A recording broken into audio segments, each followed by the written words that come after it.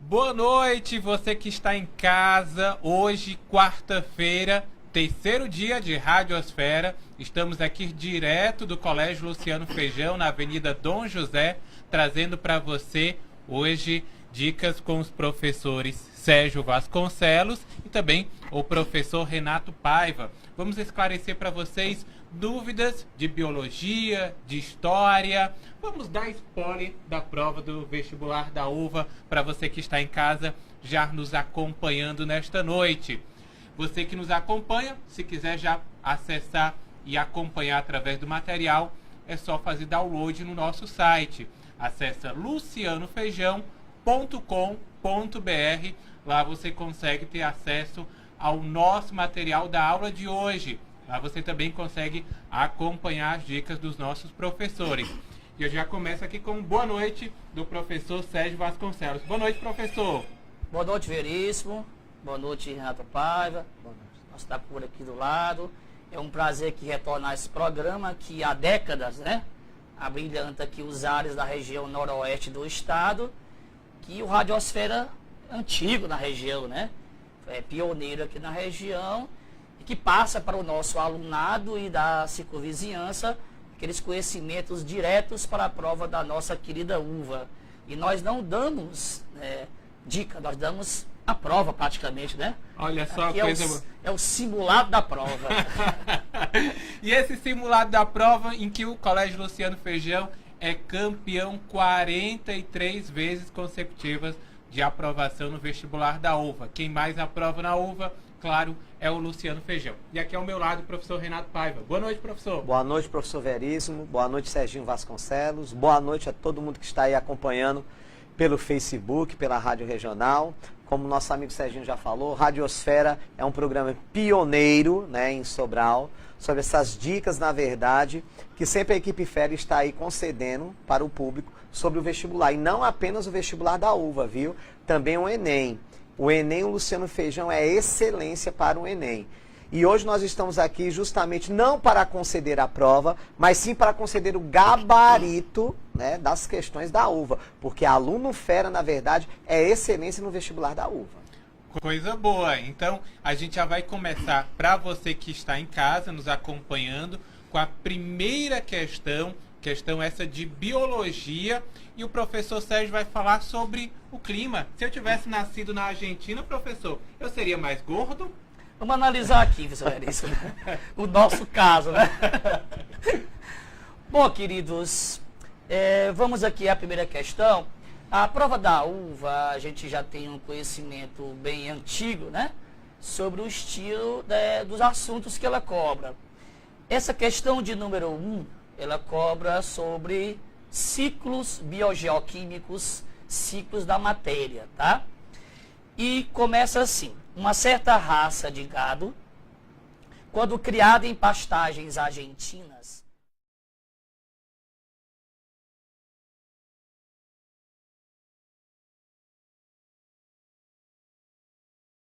criado no Brasil.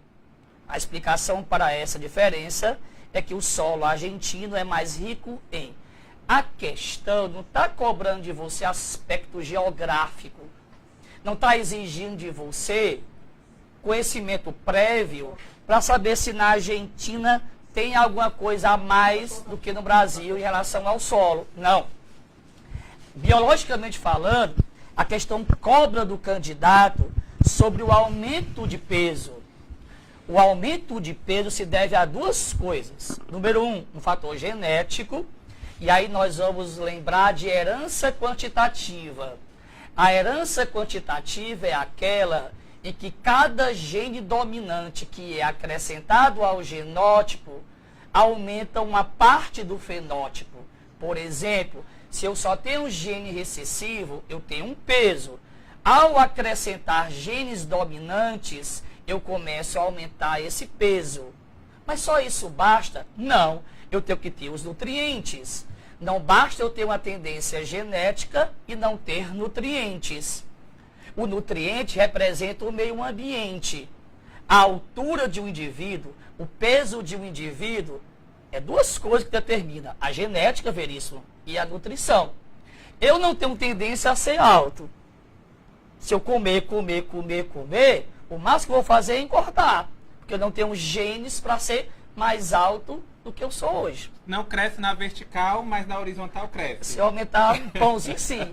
Já o Veríssimo tem genes para crescer na vertical. E na horizontal também. Aí vai depender do meu ambiente, que é a alimentação. Então, o fenótipo é o genótipo mais o meio ambiente. Mas a questão aqui, queridos, é sobre o meio ambiente. Massa. Massa corporal se refere a quê? A proteína. Quando a questão falar em tecido, em músculo, em massa corporal, você fala em proteína. Quem faz músculo, quem faz tecido é proteína. Quando fala em energia a ser gasta de imediato, é carboidrato, glicose.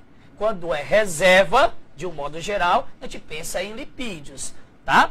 Então veja, se a questão fala em massa, em peso, então é proteína, tá? A proteína é feita de aminoácidos. O conjunto de aminoácidos ligados entre si por ligações peptídicas forma proteína. Na composição do aminoácido tem nitrogênio. Esse nitrogênio que chega até nós por meio do nitrato, tá?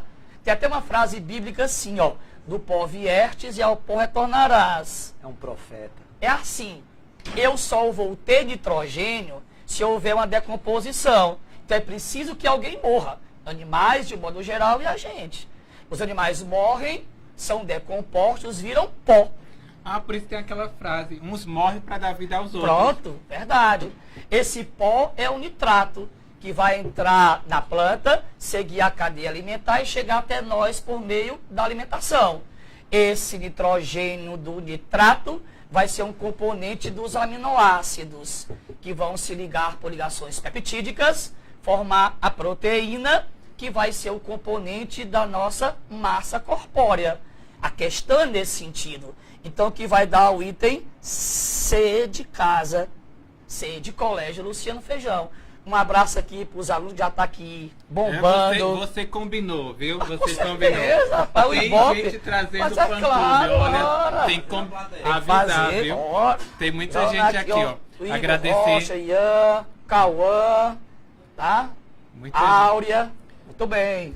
E eu já vou passar então para a gente ir para a primeira questão de história. Esse ano foi comentado, professor, também, que vai trazer alguns temas, principalmente de datas que vai estar celebrando, por exemplo, o aniversário da Constituição. Também tem outras datas que devem ser recordadas na prova da uva. E você tem algumas dicas referente a isso, mas você fala sobre a Assembleia Nacional Constituinte agora. Exatamente, Veríssimo. Mais uma vez, boa noite a todos que estão acompanhando aí o Radiosfera pelo Facebook do Colégio Luciano Feijão e pela Rádio Regional AM também. Bem, como o professor Veríssimo citou, nós estamos apostando em algumas inovações na prova de História da Uva. A prova da uva, professor Veríssimo, ela sempre traz aquela linha metódica dela, aquela concepção linear, mas nesse ano nós estamos esperando um diferencial. Por que, Renato, o diferencial? Porque nesse ano nós estamos com algumas datas importantes e que os vestibulares, não apenas a UVA, não apenas os vestibulares convencionais, como também o Enem, eles podem trazer isso não como uma surpresa, mas sim como uma certeza. Como, por exemplo, nesse ano nós estamos completando 30 anos da Constituição Cidadã. Constituição esta, instituída em 1988, por uma Assembleia Constituinte, liderada, capitaneada, por um dos políticos mais decentes que existiu no Brasil, que foi o grande deputado federal, Ulisses Guimarães, que era deputado pelo Estado de São Paulo. Foi uma das peças-chaves, na verdade, na luta contra o regime militar, contra os 21 anos de regime militar. Foi um dos fundadores do PMDB, do Partido do Movimento Democrático Brasileiro, que hoje, na verdade, passou a ser denominado de MDB, Movimento Democrático Brasileiro, né, trazendo os resquícios da ditadura, que na ditadura ele congregava com esse tema, com MDB. E a Assembleia Nacional Constituinte, em 1988, ela promulgou a Constituição, aquela que nós denominamos, meu caro amigo Serginho, como a Constituição Cidadã. Constituição Cidadã.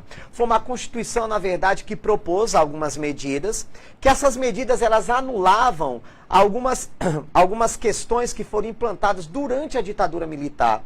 Porque em 1967, né, no final, na verdade, do governo de Castelo Branco, foi introduzido, na verdade, em transição para o governo de Costa e Silva, uma Constituição, que essa Constituição era completamente ditatorial e antidemocrática.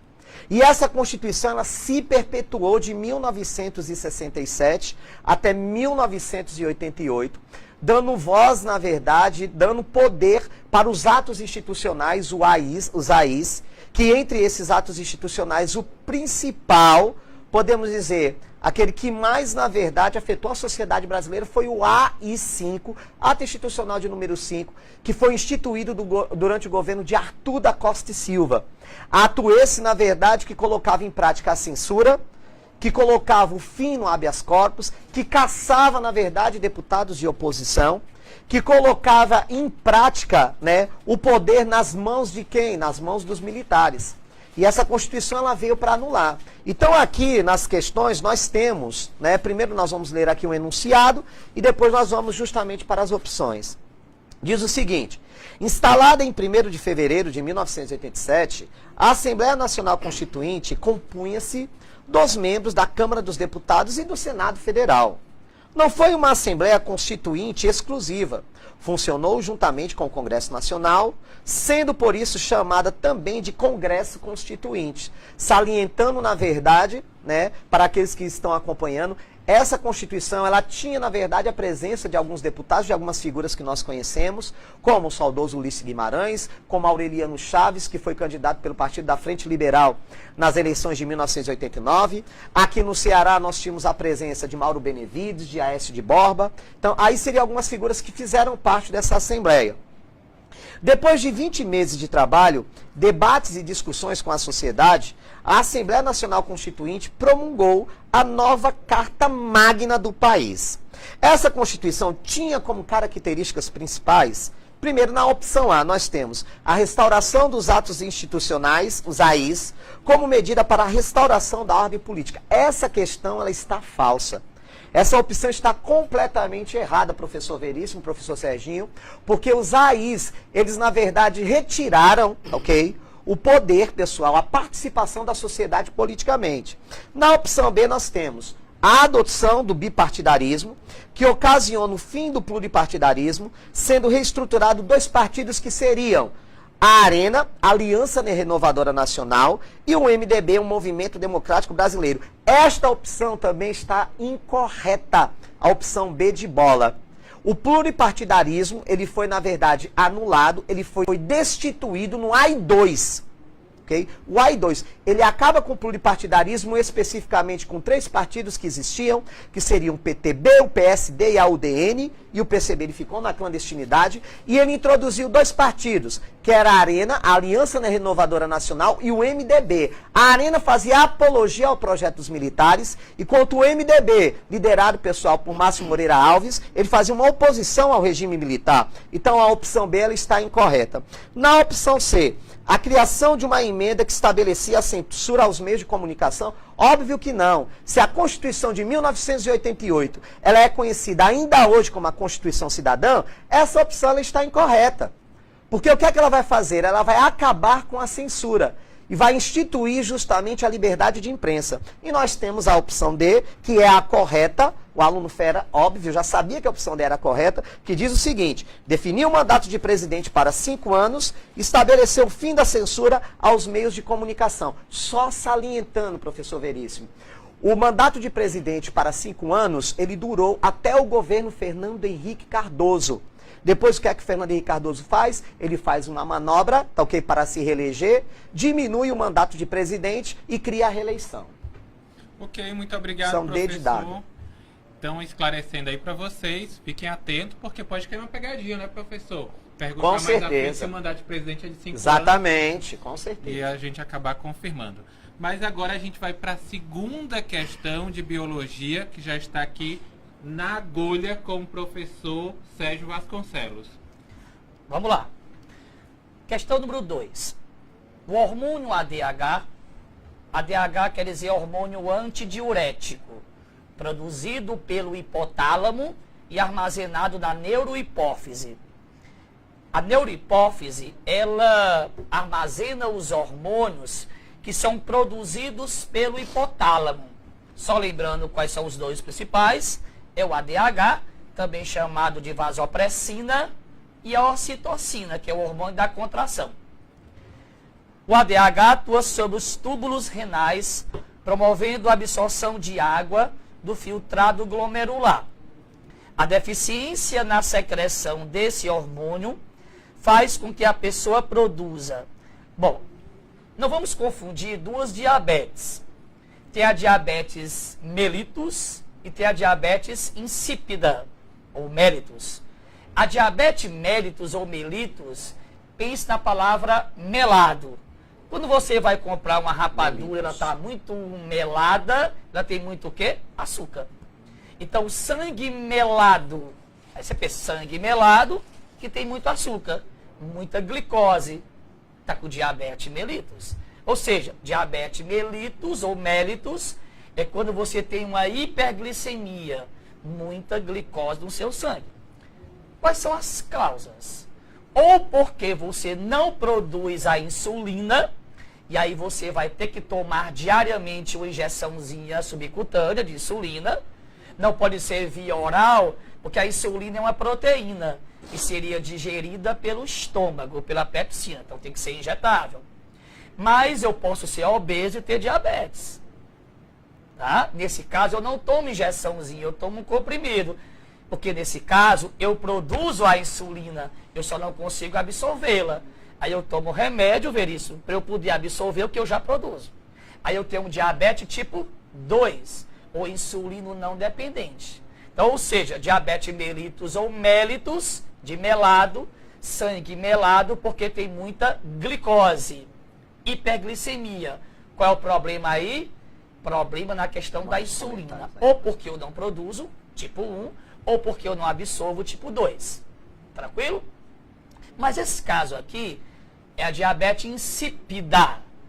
Quando eu vou comer um arroz que tem pouco sal, tem muita água, ele está o quê?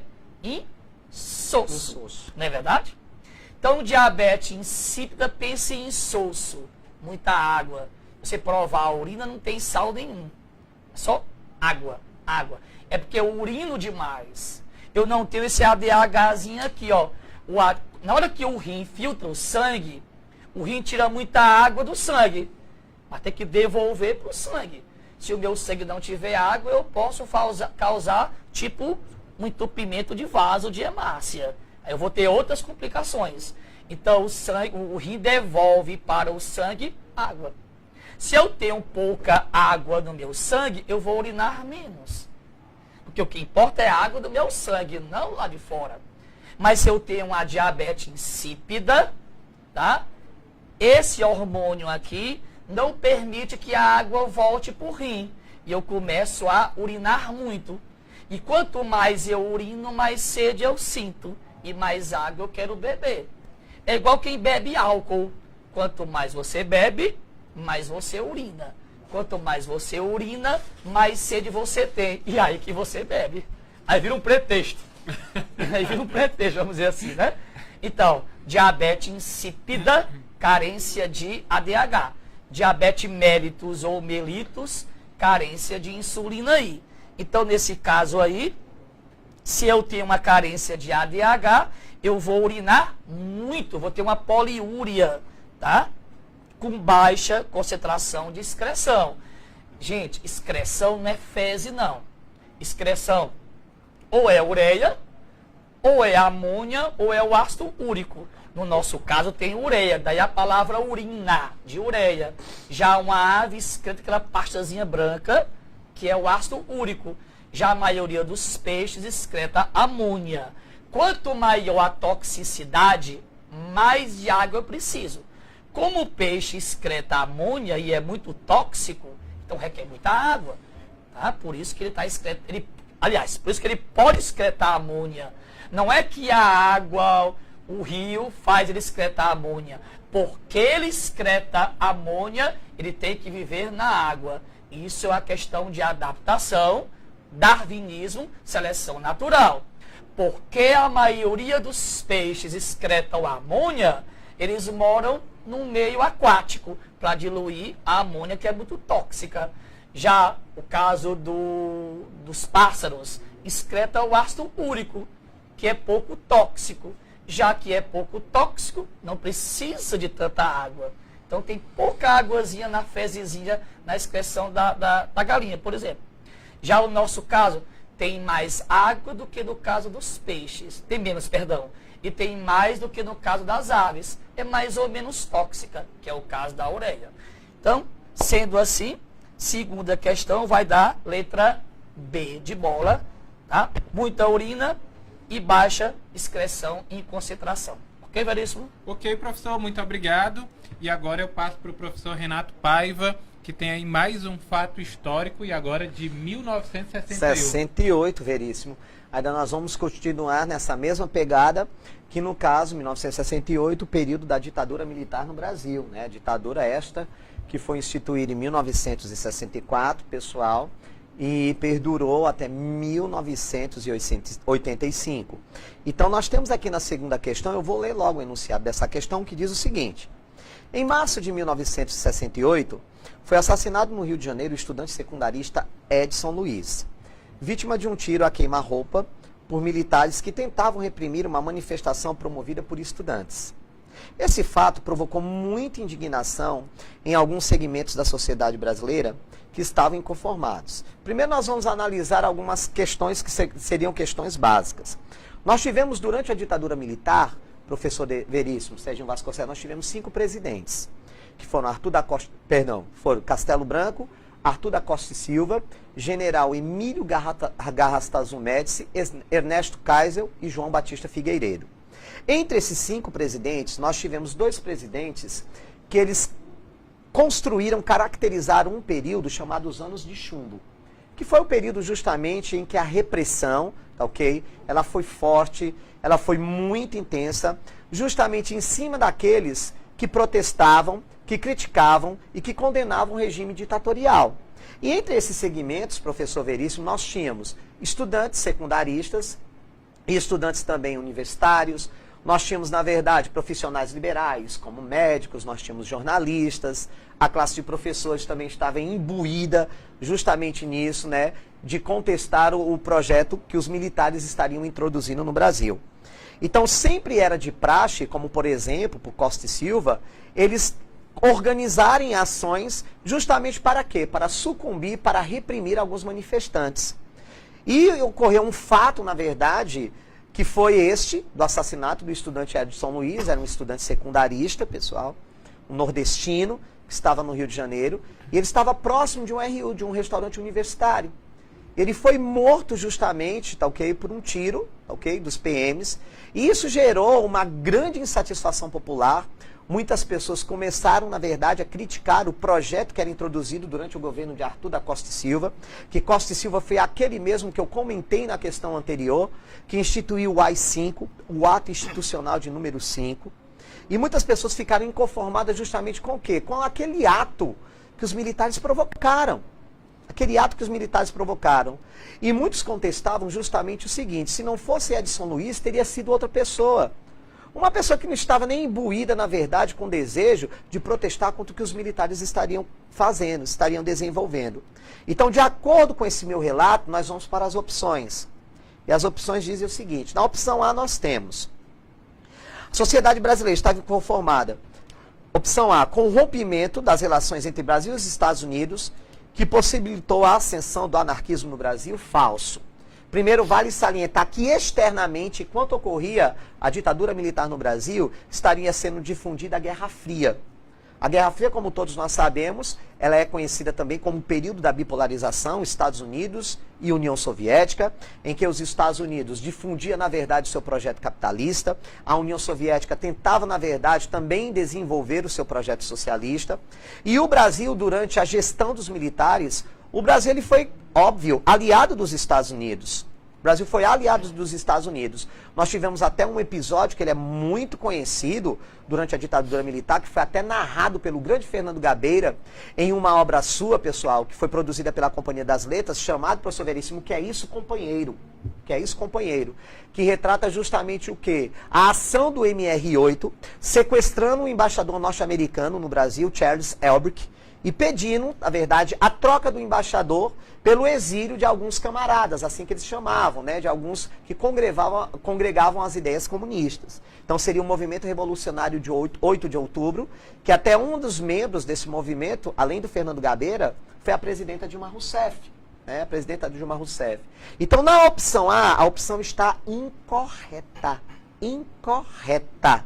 Isso não foi motivo, na verdade, do povo brasileiro ter uma insatisfação contra o governo. Até mesmo por quê? Porque o Brasil era aliado dos Estados Unidos e outra.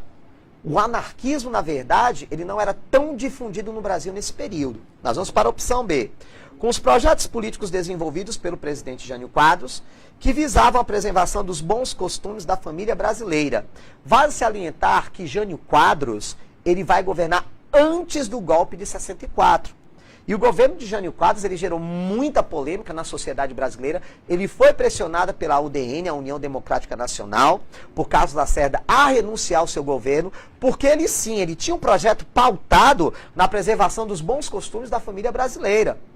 Em que, enquanto o Brasil, na verdade, ele passava por um turbilhão de problemas, ele se preocupava em proibir o uso de biquínis nas praias, ele se preocupava, na verdade, em fechar as discotecas, viu? E ele tinha uma ideia totalmente controversa. O Brasil era capitalista, professor Veríssimo, e ele fazia apologia a Ernesto de la Sierra Guevara, que era Che Guevara. Ele condecorou Che Guevara aqui no Brasil com a medalha do Cruzeiro do Sul. Então, o governo de Jânio Quadros, ele ocorreu antes do governo ditatorial. Então, a opção B ela está descartada. Na opção C, com o autoritarismo político do governo militar do general Arthur da Costa e Silva, que teria seu ápice com a implantação do AI-5, o Ato Institucional número 5, corretíssima essa opção. Opção C de Colégio Luciano Feijão, de Cursinho Fera. E nos restou a D, que a D também está incorreta, que diz o seguinte: com o fracasso do milagre econômico, plano criado pelo ministro da Economia, Delfim Neto, que ocasionou problemas na sociedade brasileira com o aumento da inflação e o arroz salarial. Eu peço, na verdade, para os alunos Fera, para quem nos está escutando, ok, compreender um pouco essa relação cronológica, esse recorte de tempo e espaço. Em 1968, Arthur da Costa e Silva, o milagre econômico ele foi instituído durante o governo de Garrastazu Médici, ok? Pelo ministro da Economia dele, do governo dele, Delfim Moreira Neto, que ainda está mais vivo do que nunca. Então, a segunda questão, a opção correta, letra C, de Colégio Luciano Feijão. Olha só, e ainda era do tempo da discoteca, né? Exatamente, Jânio Quadros proibia a discoteca. Você ia pra discoteca, discoteca, Serginho? Muito. Tertúlia em Santana. Tertúlia lá em Santana. Bom demais. Agradecer aqui a todos vocês que nos acompanham através do nosso Facebook. Muito obrigado pela sua audiência. Obrigado também você que acompanha o nosso programa através da Rádio Regional AM 1320. Você que nos acompanha através do rádio e também do Facebook, pode fazer download do material acessando o site do Colégio Luciano Feijão. Como faz? Acessa lucianofeijão.com.br e o material de vocês está sendo super acessado. Hoje a gente já estava conferindo os números e a quantidade de acessos ao site dobrou desde o Radiosfera. Então, muito obrigado pela audiência de você que está em casa nos acompanhando. A gente vai fazer um rápido intervalo, 1 minuto, e daqui a pouco a gente está de volta com mais dicas para vocês.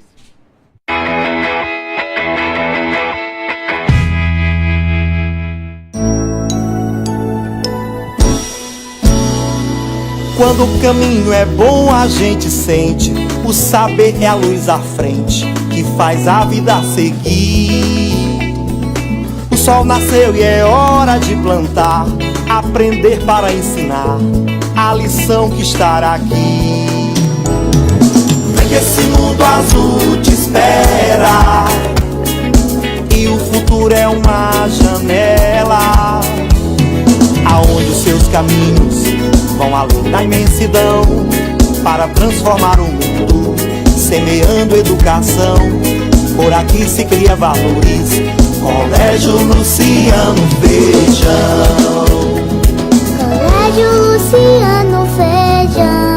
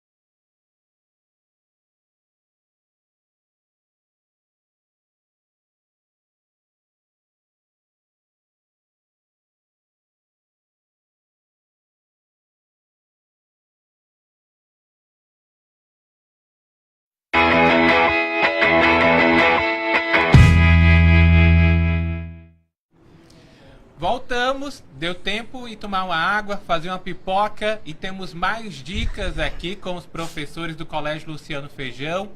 E agora o que sustenta, como que é formado aí os ossos, professores, os ossos que são responsáveis aí por manter a gente em pé? Isso mesmo, Elias.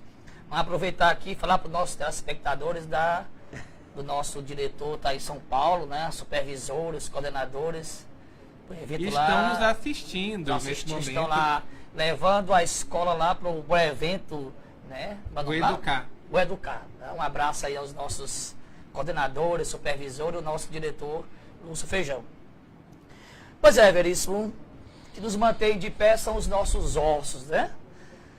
Além da função de nos manter de pé, temos outras funções ligadas a ele. Vamos lá. Além da sustentação do corpo, são funções dos ossos. Vale lembrar que essa sustentação, essa nossa vida bípede, ficar em pé, por exemplo, deve ao osso e ao músculo. O músculo que está ligado a esse osso é um músculo esquelético. O músculo contrai, joga o osso para frente e nós nos locomovemos.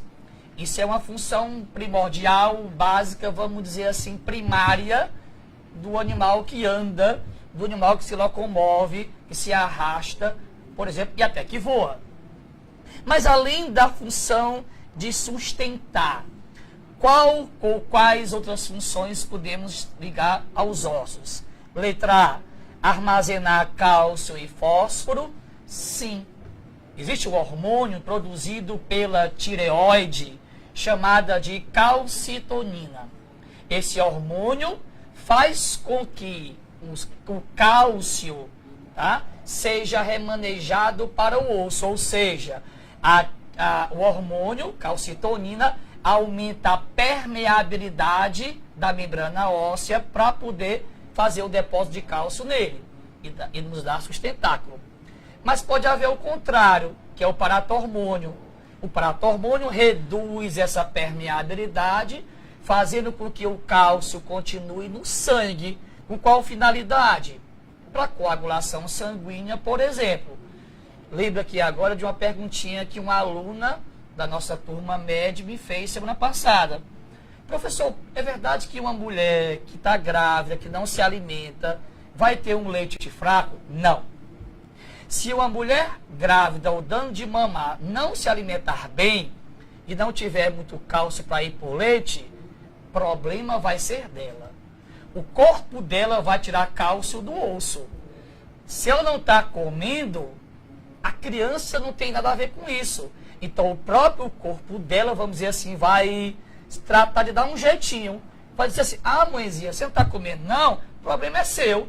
pois eu vou tirar cálcio do seu osso para ficar no leite do nenê e dar o cálcio para ele. É uma questão de adaptação e sobrevivência. Para a evolução, aquela mãe já fez a função dela. Pariu. É como se a criança tivesse um cheque especial e está tirando da mãe. Isso mesmo.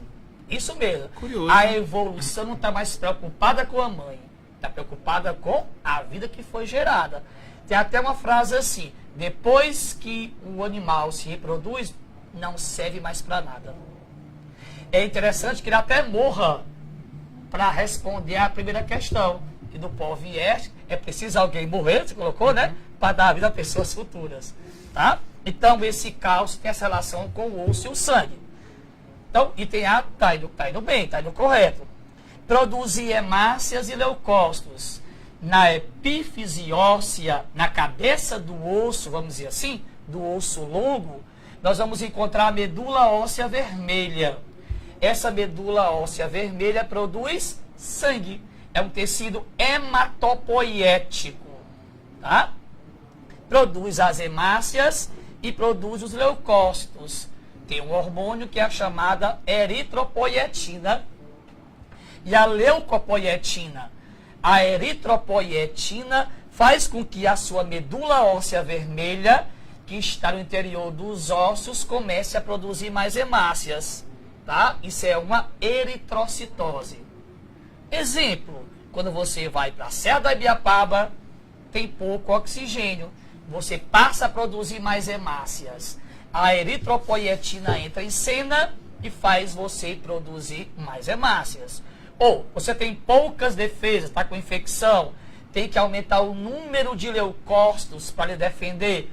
Aí a medula óssea vermelha recebe a ação da leucopoietina, que estimula a produção de mais leucócitos, principalmente os linfócitos, para agir na sua defesa, no caso das infecções. Então, o osso, além da função de sustentação, locomoção, deslocamento, conforme o item A, ainda tem função de depósito e tem função de biossíntese de células sanguíneas. Então, terceira questão, letra A de aprovação. Ok, Vanessa? Ok, parabéns, professor, muito obrigado. Também lembrando para você que está em casa, nos assistindo nesse momento, as dicas dos nossos professores durante toda essa semana vai acontecer. Também na próxima semana a gente tem mais dicas dos professores fera aqui do Colégio Luciano Feijão. E você pode vir também participar do nosso aulão de véspera que acontece no dia 18 e 19 aqui no Colégio Luciano Feijão, onde a gente vai, além das aulas aqui do Radiosfera, também vamos passar para vocês tudo que a gente já tem de material que pode cair no vestibular da UVA. Então fique atento. E agora eu passo para nosso amigo aqui, Francisco Antônio, Chico Antônio, está ao vivo. Olha que coisa boa, muito nos obrigado, acompanhando. meu professor, meu amigo. Nosso professor. Respeito. Também o Felipe Gomes, o Claudiano Correia, a Vitória Santos, a Elizabeth Santos, o Jorge Luiz, o Igor Rocha, diz que só tem menino bom aqui. Forte abraço para você, Igor. O Ian Parente, muito obrigado. Aurinha Neves, obrigado também pela sua audiência. Só gente boa nos acompanhando nesse momento. E agora a gente vai lembrar os 100 anos da Primeira Guerra Mundial, do fim da Primeira Guerra. Isso, professor Veríssimo. 100 anos neste ano do fim da Primeira Grande Guerra Mundial. E é uma aposta, na verdade, que nós estamos fazendo para o vestibular da UVA. Para o vestibular da UVA. Vamos ler o enunciado da questão, que é a questão de número 3. Você acompanha aí, que está ligado no Radiosfera. Na questão 3, nós temos o seguinte, o enunciado dela. Esse ano completam 100 anos do fim da Primeira Grande Guerra Mundial. 1914 a 1918, o recorte de tempo. Conflito ocasionado pela divergência de dois blocos militares, denominados de Tríplice Aliança, constituído pela Alemanha, Itália e Império Austro-Húngaro, e a Tríplice Entente, constituído por França, Inglaterra e Rússia. Esse conflito chegou ao fim devido. Primeiro, professor Veríssimo, vamos traçar aqui um panorama sobre a Primeira Grande Guerra Mundial, sobre suas causas e justamente sobre algumas consequências deste conflito. A Primeira Grande Guerra Mundial, primeiro ela foi motivada por dois fatores básicos. É óbvio que historicamente nós denominamos que o estopim da Primeira Grande Guerra Mundial foi o assassinato do herdeiro do trono do Império Austro-Húngaro, Francisco Ferdinando. Mas antes do assassinato de Francisco Ferdinando, que foi cometido por um estudante radical sérvio, meu caro amigo Serginho, chamado Gavrilo Princip, que era líder, na verdade, de um grupo terrorista conhecido como Mão Negra, também denominado este grupo como Unidade ou Morte. Então, antes do estopim, que seria o assassinato de Francisco Ferdinando, alguns fatores motivaram, eles aceleraram a eclosão da Primeira Grande Guerra Mundial. O primeiro fator, a política imperialista. A disputa de territórios entre as potências europeias. Isso daí nós não podemos esquecer. Foi instituído no final do século XIX uma conferência chamada Conferência de Berlim. Que a proposta, na verdade, dessa conferência foi partilhar, na verdade, a África e alguns territórios da Ásia. Então a ideia seria qual? O território entregue, a potência não poderia contestar. O problema é que algumas potências passaram a contestar, meu querido amigo professor Veríssimo, o domínio de território de outras. Um exemplo que nós podemos colocar aqui para vocês, uma das causas, né, dentro desse bojo de disputas territoriais, foi a crise dos Marrocos, que foi uma crise justamente promovida entre Alemanha e França. A Alemanha tinha uma gana, um desejo de anexar o Marrocos por uma região produtora de ferro, que no caso seria Fez. Né? Então, o primeiro toque que nós colocamos aqui para vocês foi o quê? Foi a disputa por territórios. O outro, a concorrência econômica. A disputa é acirrada pelo desenvolvimento industrial entre essas potências, salientando que o final do século XIX marcava a segunda revolução industrial. E outro fator que também contribuiu para a eclosão da Primeira Grande Guerra Mundial foi a difusão, a disseminação dos sentimentos nacionalistas. E entre esses sentimentos nacionalistas, meu querido aluno, aqueles que estão nos acompanhando, nós tivemos três sentimentos nacionalistas, que são considerados também, Serginho Vasconcelos e professor Veríssimo, como causas ideológicas para a Primeira Grande Guerra Mundial, que seria o pan-germanismo, que foi difundido a partir do final do século XIX, com a unificação da Alemanha, com a formação do Segundo Reich, por Guilherme I e Otto von Bismarck. Nós tivemos o revanchismo francês, que foi um sentimento proliferado na França, devido à perda dos territórios da Alsácia-Lorena durante a Guerra Franco-Prussiana, e nós tivemos o pan-eslavismo russo, que foi a união dos povos eslavos pela Rússia no intuito da construção da Grande Sérvia.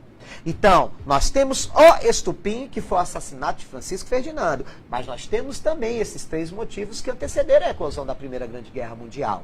E quando a Primeira Grande Guerra Mundial ela eclode, ela vai promover uma divergência entre dois blocos. De um lado, nós tínhamos a Tríplice Aliança, constituídas por quem, Renato? Pela Alemanha, pelo Império Austro-Húngaro e pela Itália. Do outro lado, nós tínhamos a Tríplice Entente, constituída por quem? Por França, Inglaterra e Rússia. Salientando que desses dois blocos nós vamos ter duas baixas. A Itália sai por questões territoriais e ingressa em 1915 na Primeira Grande Guerra Mundial, apoiando passivamente. E durante o decorrer da guerra, em 1917 sai a Rússia. A Rússia deixa a Tríplice Entente por um simples motivo, ok? Os bolcheviques triunfam com a Revolução, eles implantam o socialismo, e uma das promessas de Lenin, em uma plataforma de governo dele chamada de Teses de Abril, era retirar a Rússia da Primeira Grande Guerra Mundial. E só salientando, professor Veríssimo, nesse período nós tivemos a participação do Brasil na Primeira Grande Guerra Mundial. Muitos alunos, às vezes, eles chegam para mim e perguntam: professor, o Brasil ele participou apenas da Segunda Grande Guerra Mundial? Não, ele participou da Primeira Grande Guerra Mundial. O presidente do Brasil era Venceslau Braz e nós demos apoio passivo. Demos apoios passivos, perdemos 3 navios bombardeados por submarinos alemães. Até salientando, o nome dos navios seriam o Tijuca, o Macau e o Paraná. né? E a questão... Até os navios a gente perdeu para a Até os Alemanha. navios nós perdemos para os alemães que nos bombardearam.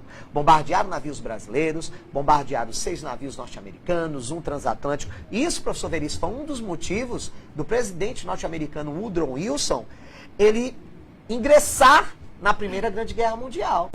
Foi a questão de ter seus navios bombardeados e dívidas estrondosas que França e Inglaterra tinham com os Estados Unidos. Porque era um risco, na verdade, vai que a Tríplice Aliança ganhe, constituída pelo Império Austro-Húngaro e a Alemanha. E aí os Estados Unidos ele entrava em uma plena decadência econômica. Viu? Que essa decadência, posteriormente, ela vai vir em 1929, com o crash da Bolsa de Valores, dando origem ao que nós chamamos de Grande Depressão ou crise de 29. Então, essa questão, ela pergunta como foi que a guerra ela terminou. Primeiro eu me antecipo e digo para aqueles que estão nos acompanhando, como foi que a guerra acabou? A guerra acabou por um armistício, por um acordo chamado Tratado de Versalhes. Um acordo estabelecido pelos países da Tríplice Entente, que nesse período já eram constituídos por França, Inglaterra e Estados Unidos. Não esqueçam, alunos, a Rússia saiu devido ao projeto bolchevique que seria implantado lá. E esse acordo ele foi estabelecido justamente com quem? Com o governo político da Alemanha chamada República de Weimar. E aí foi instituído o Tratado de Versalhes. A Alemanha, meu querido amigo professor Veríssimo Serginho Vasconcelos, ela saiu prejudicada. Por quê? Porque a Alemanha teve que pagar pesadas indenizações. Ela teve que fechar sua indústria bélica, ela teve que reduzir suas tropas militares, ela teve que, na verdade, pessoal, que não concluir a Luftwaffe, então, Luftwaffe, que seria a Força Militar Aérea Alemã, e uma das cláusulas foi aquela cláusula que era a devolução dos territórios da Alsácia e Lorena para os franceses. Porque esses territórios dos franceses eles não perderam para os alemães durante a Primeira Grande Guerra Mundial.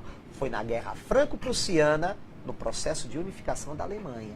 Então, na terceira questão, a opção correta é a letra D de dado. Terceira questão, letra D de dado, sobre os 100 anos do término da Primeira Grande Guerra Mundial. Muito obrigado, professor Renato Paiva, trazendo aí mais um fato histórico, 100 anos aí do fim da Primeira Guerra Mundial. E eu jogo a bola aqui pro professor. Eu tô aqui rindo aqui. Rindo do quê, professor? Eu acho que o pré-requisito para ensinar a história é saber inglês, falar inglês, né? É tanto nome de inglês aí que eu tô aqui. Em alemão, viu? Em alemão. Desculpa, Né? desculpa. Não, e a Alemanha que a gente viu ali, que destruiu os nossos navios, né? Foi. 3 navios. Exatamente. E depois teve que pagar tudo, né? Então ela teve Eu o nem 7 sabia a que o 0. Brasil tinha navio, só tinha 7 O barco. a 1. Brasil não foi? participou da Primeira Grande Guerra Mundial no governo de Venceslau Braz. Na Segunda Grande Guerra Mundial era o governo de Getúlio. Os navios ainda eram de Viu? madeira, professor? Com certeza. Devia ser. E na Segunda Grande Guerra Mundial foi Getúlio Vargas, né?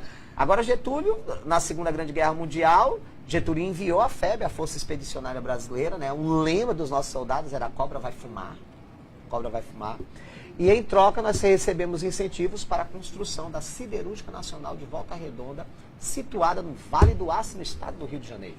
Olha só, então Sabia. muitas curiosidades aqui com os nossos professores e a gente vai trazer agora mais uma curiosidade para você aí de biologia. Vamos lá. A questão de número 4 é uma questão típica de primeira fase, né? Que é a questão de conhecimentos gerais. Dos animais A e B, dois animais A e B possuem sistema circulatório aberto. Sistema circulatório aberto é aquele em que o sangue ou fluido, ele abandona o vaso e banha os tecidos, né? No nosso caso, por exemplo, o sangue nunca abandona o vaso sanguíneo. Ele está numa veia ou ele está numa artéria. Então, no nosso caso, a circulação vai ser fechada. Mas a questão faz o arremate aqui em relação a ser aberto. Tem que ser aberto. Então, A e B possuem sistema circulatório aberto. O sistema respiratório de A é traqueal. O que é uma respiração traqueal? É quando o sangue não é quando o oxigênio não passa pelo sangue. Tem um cano, que é uma traqueia, o gás oxigênio corre esse cano e cai direto no tecido. Tá? Tem um orifício no corpo do animal, no espiráculo, o ar entra por esse orifício, percorre a traqueia e vai direto para o tecido, para a célula, para a mitocôndria. Respiração traqueal, típico dos insetos, por exemplo. Já o animal B tem uma respiração branquial. Peixe tem respiração branquial, por exemplo. Só que cuidado, o candidato pode já marcar de cara o item A. Por quê? Ele vai vincular o quê? B tem respiração branquial. Peixe tem respiração branquial. Então, a maioria dos peixes possuem respiração branquial. Só que o candidato tem que perceber o comando da questão inicial. A questão está dizendo que a circulação é aberta e peixe tem uma circulação fechada. Então, se você fosse analisar assim muito rápido, você iria perder a questão. Tudo bem que o item A está correto, que B realmente, que é o peixe, tem uma respiração branquial, mas ele faz um comando que também tem que ter circulação aberta e peixe não tem. Então você já descarta o item A aí. Então veja, os dois animais, A e B, têm circulação aberta, ok. A, respiração traqueal. Insetos, que é um artrópodo. E artrópodo tem circulação aberta, tá? E B tem respiração branquial, mas que tem a circulação aberta. Nesse caso aí, não pode ser o peixe, então vai ser o item A, um mexilhão. O item B, o mexilhão. Então, A é um artrópodo, A é um inseto que tem circulação aberta e respiração do tipo traqueal. E o item B, tá? O item B mostra isso. E o animal B também tem que ter circulação aberta com respiração branquial, que é o caso do mexilhão no item B aí, tá? Então, quarta questão, cobrou sistema circulatório e sistema respiratório. Quarta questão, letra B de bola. Muito mexilhão. Mexilhão. Muito obrigado, professor Sérgio. E eu passo aqui também para o professor Renato Paiva novamente. E agora a gente volta a mais um relato histórico de 1968. 1968, este ano estão completando 50 anos da morte de um dos maiores pacifistas, professor Veríssimo, meu amigo Serginho Vasconcelos, que foi Martin Luther King. E só fazendo aqui uma ressalva, professor Veríssimo, na próxima semana, no próximo sábado, dia 19, começa a nossa SEC, Semana de Ciências e Cultura do Colégio Luciano Feijão, e o tema é paz. O tema é paz. É bom salientar que nós temos diversas, digamos assim, diversas figuras, né, que levantam a bandeira da paz. Se você me dá a permissão, professor Veríssimo, dizer que eu acho que em Sobral nós temos um pacifista, com todas as letras. O meu conceito é uma pessoa que Ave Maria, um grande pacifista. Mas a nossa questão 4 é uma questão referente a Martin Luther King. Martin Luther King, para quem não sabe, pessoal, neste ano completam 50 anos da morte dele. Luther King, ele é foi um dos maiores pacifistas que existiu no mundo. Não foi o único. Nós tivemos Gandhi, nós tivemos Madre Teresa de Calcutá, nós tivemos Dalai Lama. Mas a história de Luther King é uma história bonita justamente por quê? Porque ele vai lutar pelo rompimento de 2 tabus nos Estados Unidos, que no caso seria a tolerância religiosa e o racismo. Ele vai lutar justamente por isso. Que Luther King, meu querido amigo professor Veríssimo, Sérgio Vasconcelos, e você que está aí ligado, está antenado com Radiosfera, né, pelo Facebook, pela Rádio Regional, Luther King foi aquela pessoa, aquele cidadão, que ele sempre estudou a problematização social nos Estados Unidos. Luther King, ele foi um dos primeiros pacifistas que começou a estudar nos Estados Unidos o preconceito que existia, ok? Desde o século XIX, com o avanço, com o desenvolvimento dos Estados Unidos, quando existia aquela questão de os estadunidenses não quererem aceitar de forma alguma a imigração irlandesa, meu caro amigo Veríssimo. Até o Martin Scorsese, ele citou Isso que Martin Luther King ele estudou, Martin Scorsese, que era um diretor, ele vai citar essa divergência, essa xenofobia que existia nos Estados Unidos, meu caro amigo Serginho, em um filme de 2003 chamado Gangues de Nova York. Eu não sei se vocês assistiram ou se recordam, né? E Luther King, ele queria a todo custo, na verdade, romper com esses dois tabus. Primeiro, o preconceito, o racismo e a questão da tolerância religiosa. Por quê? Porque Luther King era evangélico. Esse nome dele faz apologia, na verdade, ao idealizador da reforma protestante, reforma esta, que completou no ano passado 500 anos, que foi Martim Lutero. Então, Martin Luther King, Martim Lutero, rei. E Luther King, ele lutou contra toda a arbitrariedade dos Estados Unidos em um dos períodos históricos mais complicados, que no caso seria a Guerra Fria. Ele foi contra o autoritarismo político, pessoal, de presidentes como Lyndon Johnson, okay? Ele foi contra, na verdade, o autoritarismo político dos norte-americanos, que queriam a todo custo, pessoal, reprimir as minorias, impor as regras, na verdade, para tentar derrubar a todo custo o socialismo.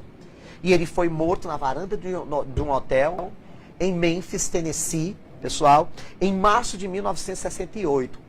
Onde, devido a alguns relatos de alguns historiadores e muitas investigações que fizeram, ele foi assassinado por um indivíduo, que esse indivíduo, ele criou, Serginho, na época do julgamento dele, a maior incógnita em que ele afirmava, primeiro, que ele foi orientado a matar Luther King, e depois que ele não foi orientado. Se ele foi orientado, será que não foi uma conspiração do governo norte-americano? Porque Luther King, ele arrastava multidões. Luther King, ele arrastava multidões levantando a bandeira da paz. E paz é algo que nesse ano está sendo mais discutido do que nunca, e especificamente aqui no Brasil, que é o tema da campanha da fraternidade. Por isso que nós estamos apostando numa questão sobre os pacifistas. E na questão 4 nós temos as seguintes opções. Diz o seguinte, né? Deixa eu ler de novo aqui o enunciado. Em março de 1968, foi assassinado em Memphis, Tennessee, Martin Luther King, pacifista, que lutava constantemente contra a política arbitrária dos Estados Unidos. Durante a Guerra Fria, a luta de Martin Luther King estava sustentado em que? Opção A. A opção A, você que está acompanhando, é a correta. Porque a opção A vai dizer o seguinte, estava sustentada em campanhas que visavam a tolerância religiosa e o fim do racismo nos Estados Unidos. Por que a B não está correta? Porque a B diz o seguinte, em um projeto denominado de coexistência pacífica, que impedia a eclosão da Terceira Grande Guerra Mundial, não. Esse projeto não teve nada a ver com Martin Luther King. Esse projeto, na verdade, denominado de coexistência pacífica, meu querido amigo Serginho Vasconcelos, foi o acordo estabelecido entre John Kennedy, presidente dos Estados Unidos, e Nikita Khrushchev, que era o chefe de Estado da União Soviética, para evitar a eclosão da Terceira Grande Guerra Mundial, que a iminência dela acontecer devido à crise dos mísseis soviéticos em Cuba. Então a B está descartada. A C, em campanhas que visavam o fim do voto censitário, ocasionando a implantação do sufrágio universal, falso. Bem que Luther King, ele lutava, pessoal, arduamente para a democracia. Mas essa não foi uma bandeira, tá, que ele levou adiante, não. E a D, em um projeto denominado de distensão mundial, que fortaleceu a liberdade das práticas comunistas nos Estados Unidos. Falso. Até deixando bem claro que durante a Guerra Fria, os norte-americanos perseguiram veementemente os comunistas através de um projeto chamado de macartismo, que foi aprovado pelo senador Joseph McCarthy, que era perseguir os comunistas nos Estados Unidos. Então, a opção correta da questão 4 é a letra A, de aprovação, de aluno fera. Muito obrigado, professor. Então, trazendo aí mais um fato histórico. E lembrando para você que nos acompanha neste momento, você pode participar do grande aulão de véspera que vai acontecer aqui na quadra do Colégio Luciano Feijão, nosso ginásio poliesportivo, com o professor Sérgio, também com outros professores do colégio, que estarão também aqui participando e trazendo para vocês dicas do que vai cair na prova do vestibular da UVA. Acontece no dia 18 e 19 de maio, aqui no nosso colégio. Você já pode se inscrever na tesouraria do Colégio Luciano Feijão. Lá você, se inscrevendo antes, garante o kit fera, que vem uma camisa e também todo o material que você vai poder acompanhar durante o aulão. E a gente vai fazer um rápido intervalo. Daqui a 1 minuto estaremos de volta trazendo as últimas questões do professor Sérgio e também do professor Renato.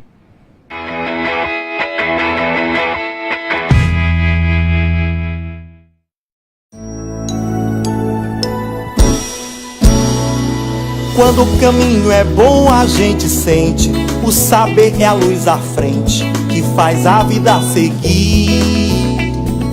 O sol nasceu e é hora de plantar, aprender para ensinar a lição que está aqui. Vem que esse mundo azul te espera, e o futuro é uma janela, aonde os seus caminhos vão além da imensidão, para transformar o mundo, semeando educação. Por aqui se cria valores, Colégio Luciano Feijão. Colégio Luciano Feijão.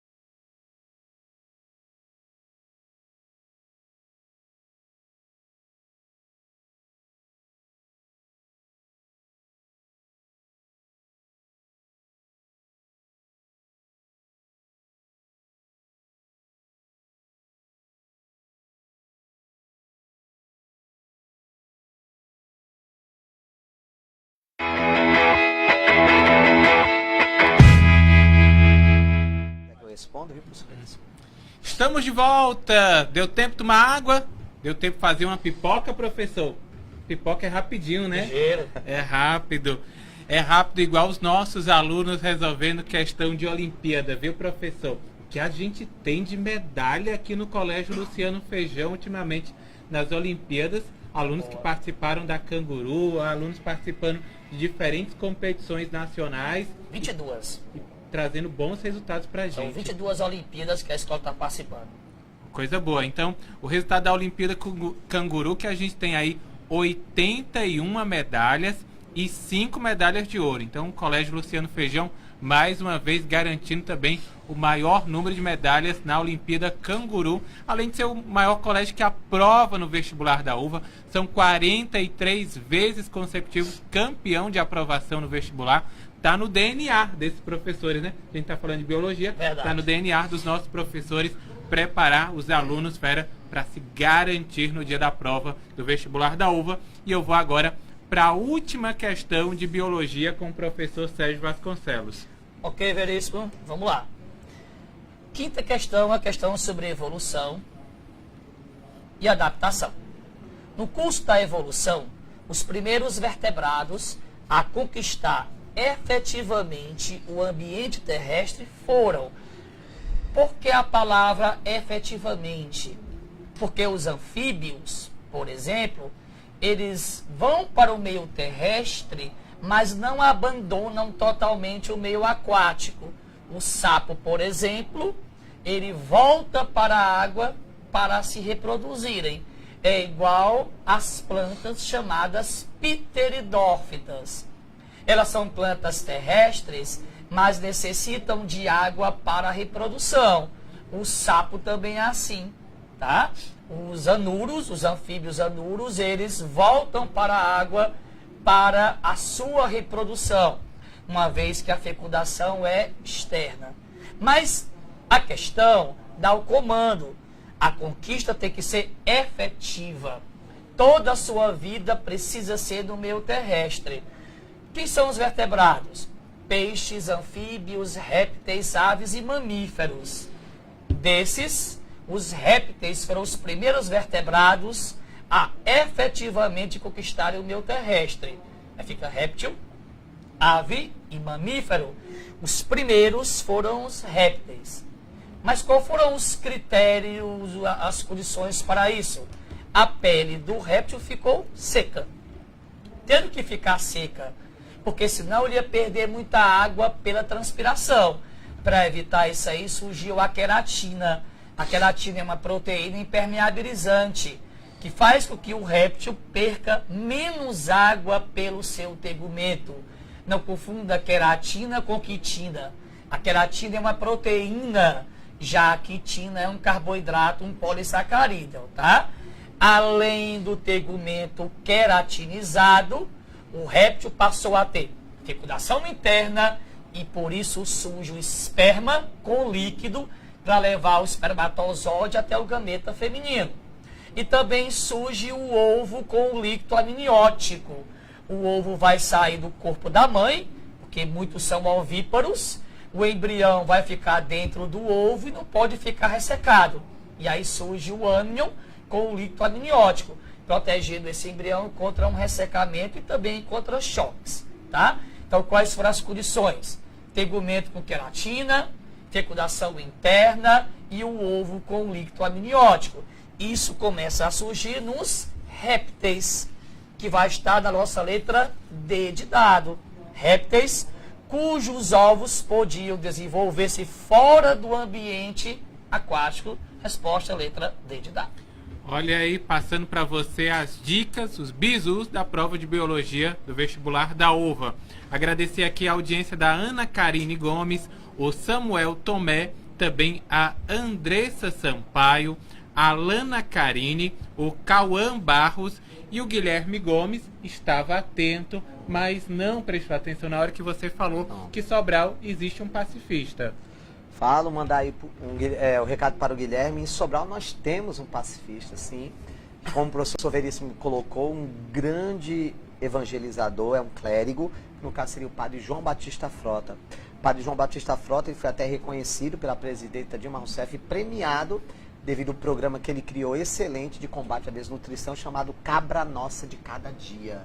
Cabra Nossa de Cada Dia, né? Um homem fantástico, autor de livros extraordinários, como eu já li um livro do padre João Batista Frota, Veríssimo, que seria Marcos de Esperança. Excelente essa obra dele, viu? Agradecer também aqui o Vinícius Ferreira, chegando, já mandando um abraço para vocês. O David Emerson também nos acompanhando. Muito obrigado pela audiência. Agradecer também você que nos acompanha através do rádio, nos escutando aí da sua casa também. Muito obrigado pela sua audiência. Você que não baixou ainda o material, acessa lucianofeijão.com.br. Lá você consegue fazer download das aulas anteriores, acompanhar também as outras aulas e acompanhar o material da nossa aula de hoje. E eu vou agora para a última questão do professor Renato Paiva, em que ele fala aí da passeata dos 100 mil. Continuando ainda nesse tema, né, do ano de 1968, como todos vocês estão acompanhando, com exceção da terceira questão, que nós relatamos os 100 anos de final da Primeira Grande Guerra Mundial. Nós falamos justamente sobre esse ano de 1968, que está completando 50 anos. E muitas pessoas dizem, foi o ano que não acabou, o ano que não terminou 1968. E aqui no Brasil, como todos nós sabemos, esse ano ele foi marcado por uma luta incessante contra o regime militar, contra a ditadura militar no Brasil. E o mais interessante é que diversos movimentos eles surgiram em meio a essa turbulência, né, em meio a essa ação promovida pelos militares, que de um lado, meu querido amigo Veríssimo, Serginho também, nós tínhamos formação de movimentos urbanos, nós tínhamos formação de movimentos rurais, né? Como, por exemplo, nós tivemos a constituição do MR8, do Movimento Revolucionário 8 de Outubro, nós tivemos a Vanguarda Revolucionária do Araguaia, nós tivemos, na verdade, a Aliança ou Ação, tá ok? Nacional Libertadora, que contribuiu para a constituição do MR8. E também nós tivemos muitos movimentos que se desenvolveram na época, como as greves, na verdade, de Contagem e Osasco. E nós tivemos um movimento que ficou conhecido como a Passeata dos 100 mil. Uma passeata dos 100 mil. Um movimento físico belíssimo, o maior movimento físico que foi difundido, instituído durante esse período, pessoal, né, do regime militar, e justamente esse período que nós denominamos, em algumas questões passadas, como um ano de chumbo, os anos de chumbo, que pega o governo justamente de Arthur da Costa e Silva e do general Emílio Garrastazu Médici.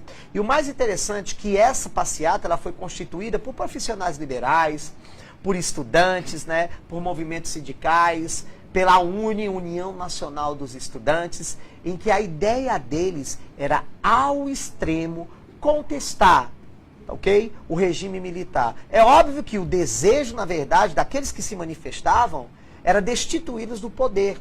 Mas isso até então era um pouco complicado, devido ao quê? Devido ao momento externo que existia, que no caso seria a Guerra Fria, e também o poder, na verdade, que eles tinham a ação. Que nesse período, como todos nós sabemos, uma das práticas comuns era justamente a tortura.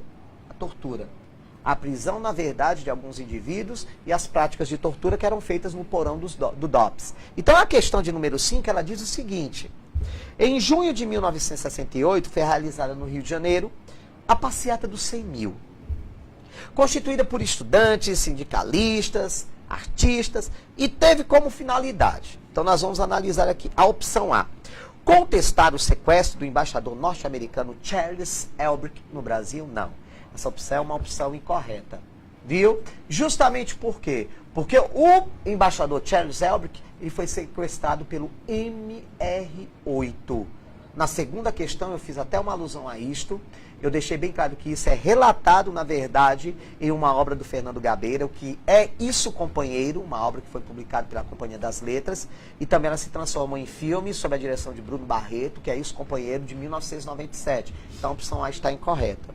Na opção B, contestar o aumento abusivo do preço das tarifas de ônibus e das mensalidades escolares. Falso também.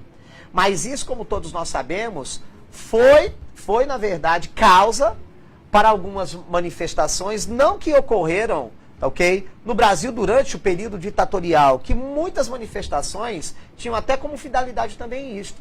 Mas eu creio que tanto o professor Veríssimo como o Serginho Vasconcelos se recordam das jornadas de julho de 2013, que começaram no estado de São Paulo, devido ao que? O aumento da tarifa de ônibus. Né? As jornadas de julho. Então nós temos a opção B, que está incorreta. A opção C, contestar a repressão feita aos estudantes secundaristas, que ocasionou o fim da UBS, da União Brasileira dos Estudantes Secundaristas. Falso. Né? Porque esses segmentos, a todo custo, eles continuavam a protestar. E nós temos a letra D, contestar o autoritarismo político do governo militar de Costa e Silva, que foi marcado pela repressão e censura aos seus opositores. Mais uma vez enaltecendo, através do quê? Do AI-5, do Ato Institucional de número 5, professor Veríssimo. Muito obrigado, professor Renato. Dizendo para você que está em casa nesse momento, que nos acompanhou, esse material vai ficar disponível no site lucianofeijão.com.br e também na nossa página no Facebook. Eu quero agradecer aqui a presença do professor Sérgio Vasconcelos. Muito obrigado, professor. Obrigado, Veríssimo. Obrigado, professor Renato, os colegas copeiros aqui dos nossos estúdios, a você, nosso aluno do Colégio Luciano Feijão, aos demais alunos que estão nos prestigiando. Estamos aqui torcendo por vocês. O Colégio Luciano Feijão vai até a meia-noite do dia da prova para comentar as questões e colocar você bem pertinho da sua prova, do seu resultado e da sua aprovação. Obrigado, professor Renato. Agradecer a você, professor Veríssimo, ao Serginho Vasconcelos, ao Madison, ao Márcio Takimura, que também estão presentes aqui nos estúdios.